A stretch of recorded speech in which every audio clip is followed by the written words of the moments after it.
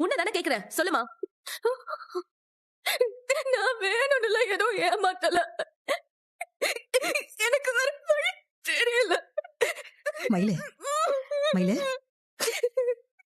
நிறைய நகை நட்டெல்லாம் போட்டு எனக்கு கல்யாணம் பண்ணி வைக்கணும்னு தான் எங்க அம்மா அப்பா ஆசைப்பட்டாங்க. ஆனா வசதி இல்ல. பாவம், அவங்களும் என்ன பண்ணுவாங்க? 8 பவுன் தங்கமும் மீதி கவரிங்கும் போட்டுட்டாங்க. அன்னைக்கே நான் சொன்னேன், இப்படி எல்லாம் ஒரு கல்யாணத்தை எனக்கு பண்ணி வைக்க வேண்டான்னு சொன்னேன். எங்க அம்மாவும் அப்பாவும் தான் கேட்கவே இல்ல. ஆனா அவங்கள சொல்லி தப்பு இல்ல. எனக்கு வயசு வேற ஆகிட்டே போகுதுன்னு என்னென்னமோ பண்ணி கல்யாணம் பண்ணி வச்சுட்டாங்க. அடி சக்க நானா? அப்ப தங்க மயிலுன்னு இவ்வளவு நாளா சுத்திட்டு இருந்தியடி, கடைசியில கவரிங் மயிலா? ஐயோ இன்ஸ்பெக்டர் அம்மா, ஒண்ணு பயத்துல என்னமோ வளர்றா.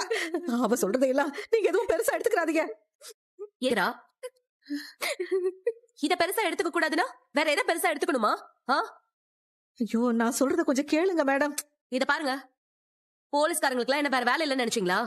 ஐயோ, அப்படி இல்லைங்க மேடம். உங்க பொய்யான பஞ்சாயத்தை தீக்கிறதுக்காக நாங்க இருக்கோம்.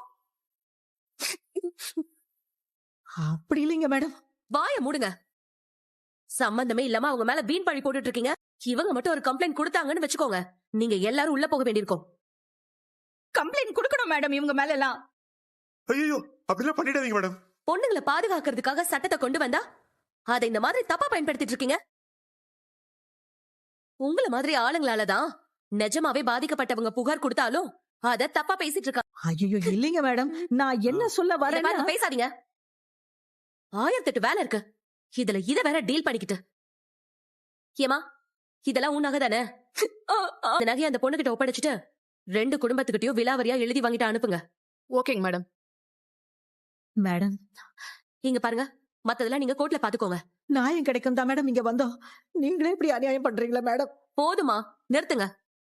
உங்க பொண்ணே என்ன நடந்துச்சுன்னு எல்லாத்தையும் சொல்லிட்டாங்க, அப்புறம் இதுக்கு விடாம டிராமா போட்டுட்டு இருக்கீங்க. நகைய வாங்கிட்டு கிளம்புற வழிய பாருங்க, கிளம்புங்க. இல்லனா உள்ள தூக்கி வச்சிருவா, பாத்துக்கோங்க. இருடா, நீ வேறடா. நான் என்ன பண்ணுவேன்?